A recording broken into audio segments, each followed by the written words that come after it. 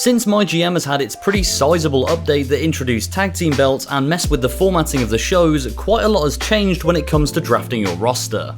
As you can tell by the title, we've actually already done a video on how to build the perfect draft. But seeing as the update changed a lot of things within the game mode, we felt it was necessary to update these tips and make sure you're getting the best advice possible. Aren't we nice? So with all that being said, this video is going to be showing you in detail how to build the perfect draft, and will also tell you what you should be prioritizing when it comes to picking each superstar.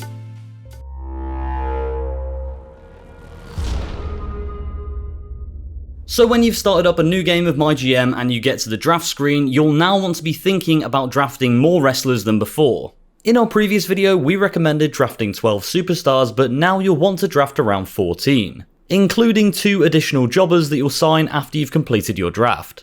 This is because for patch 1.09 you need 15 superstars to put on 2 tag matches and 2 single matches every single week, whilst also including the 3 promo slots. Now when it comes to signing these superstars, you'll want to prioritise your most expensive ones first, mainly because if you don't, you run the risk of the other brand signing them before you can. So I'd recommend concentrating on your male champion and the female champion, and then both of their opponents first, as the rest of the wrestlers you're going to sign are going to be mid-carders, so you can kind of chop and change them as and when. So focus on the more expensive stars first, and of course make sure to always take into account their classes. So if we look at this draft for an example, we've got John Cena and Drew McIntyre, who are both face bruisers and both cost around the same amount. So we already know we're probably going to sign one of these guys. However, the key difference is the stamina. Now in the previous perfect draft video, we did highlight how important stamina was, but I just want to stress it even more now. With each weekly show going up to 4 matches and pay-per-views going up to 5, your superstars will get tired very, very quickly. So in this scenario between John and Drew, we're obviously going to choose John. Popularity is obviously very important as well, but it does go up and down very quickly. So John Cena having 3 less popularity than Drew won't make as much of a difference as him having plus 11 stamina on him. However, because they're both face bruisers, we do know that we need a heel fighter to contest for the title. But as you can see on this screen, there's actually none in the top 9 superstars.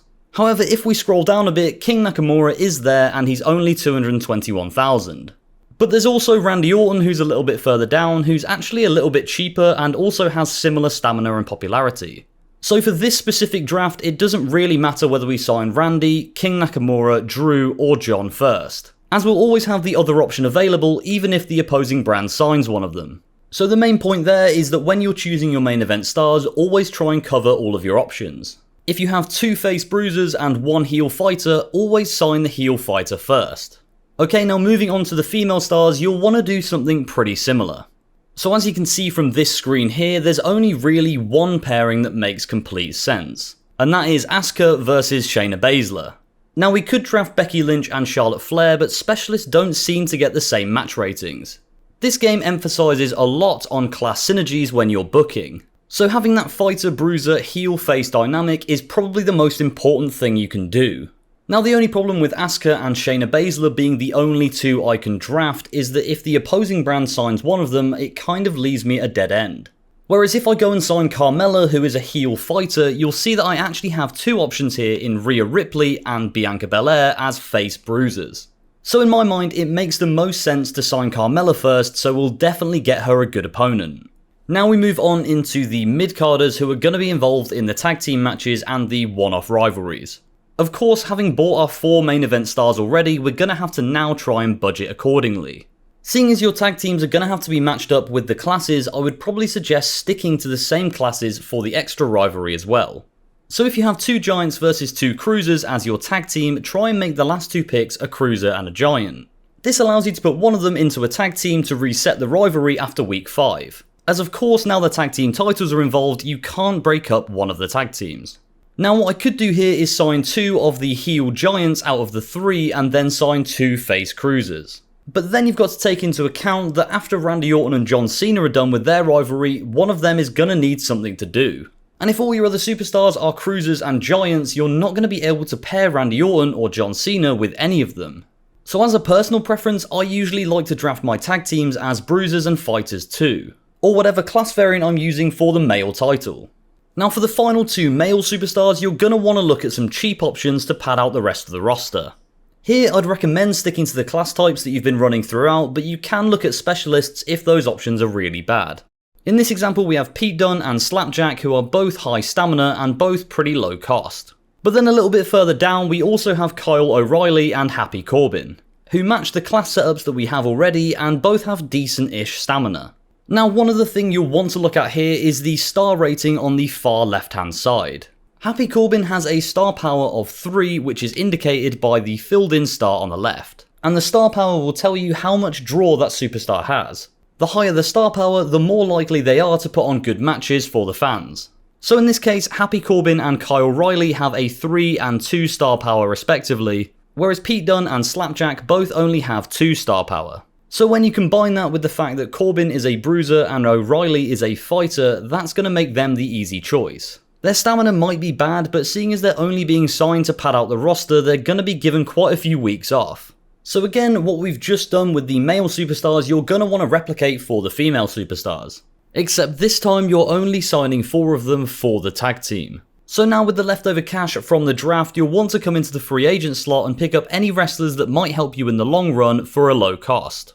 These wrestlers aren't going to be putting on 5-star matches, of course, but they will help you pad out shows so that your bigger stars won't get too tired.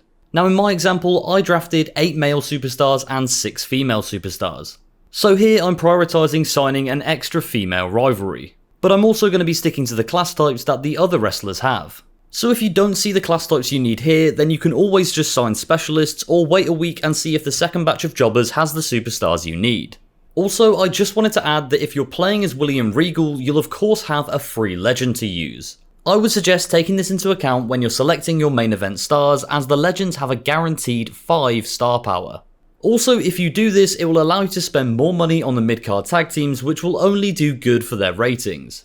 So there are our tips on how to get the perfect draft. Just to run through the most important points, you want to sign your most expensive main event stars first, as not doing this runs the risk of the opposing brand signing them before you can. Then the second main tip is that you want to stick to the same classes for every single wrestler if you can.